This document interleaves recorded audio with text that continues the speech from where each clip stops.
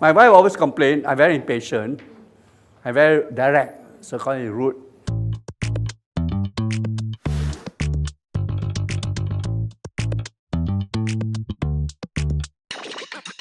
Well, when I'm young, I always like to read. So I'm always a loner. My favorite spot was the school library. So I was a librarian of St. Joseph from Sec 1 to JC2. Why? The library is air-conditioned.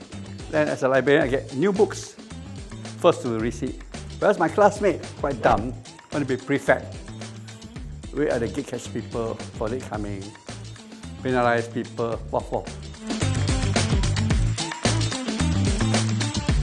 Impatient, rude, and boring.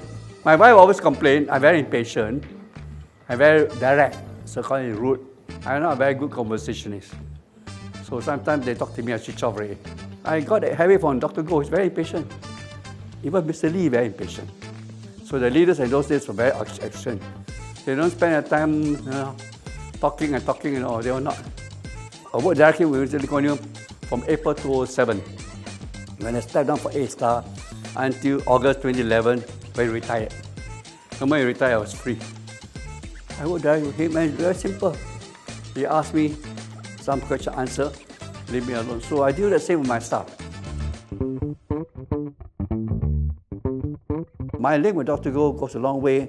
So when he was Deputy Prime Minister and Minister of Education, and I was POMSEC, this is 83, 84, before I left for EDB. He has a joke. Whenever Dr. Goh goes to anywhere, any agency or ministry, people go, sack people.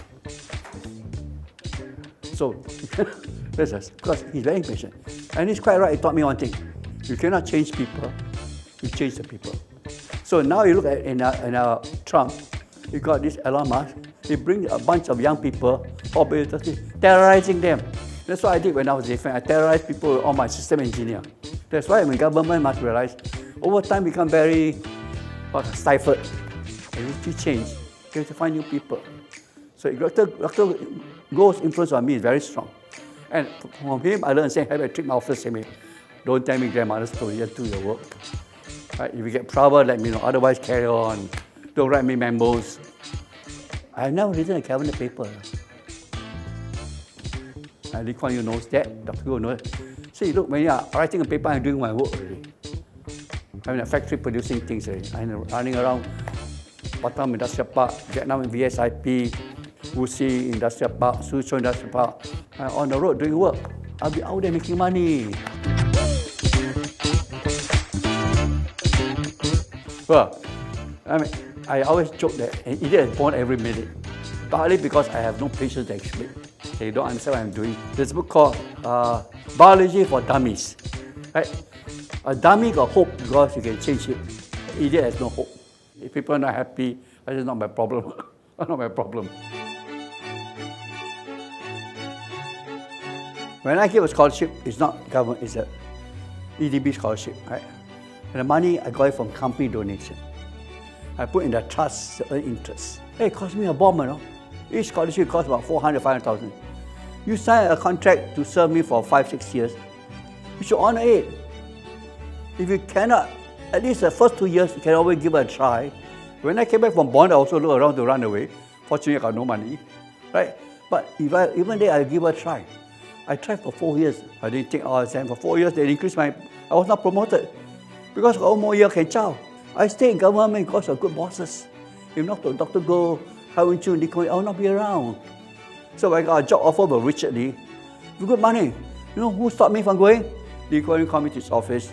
How can you do this to us? We need you. I said, but I already died enough. Please stay, please stay. I lost $26 million. In the year 2000 money, you know. I can buy 2 GCB, you know. My wife and son scolded me, why do you take that money? If not for Lee Kuan Yew, I would have gone. I'm not retired, I'm still working. I run Advanced MedTech is my chairmanship, Advanced Medical is my chairmanship, chairman of Indo-Agri, chairman of iGlobe. I don't know how many chairman I lost track. Because as far as I'm concerned, if I stop working, I'll be brain dead. It's basically economic development of Singapore with 3 chapters, right? The 3 chapters, one is manufacturing, which is the EDB job, and certain services of EDB. We must worry ahead. The second is research development and commercialization, right? So with A-star, with NRF, we must build up research and development because we must have intellectual property. The last and most difficult is how to help local companies. And local companies, we must go overseas. We must get out of Singapore. Singapore, no market. With all the complaints of Singapore, small market, and get out. So the 3 of them actually is one story with 3 chapters.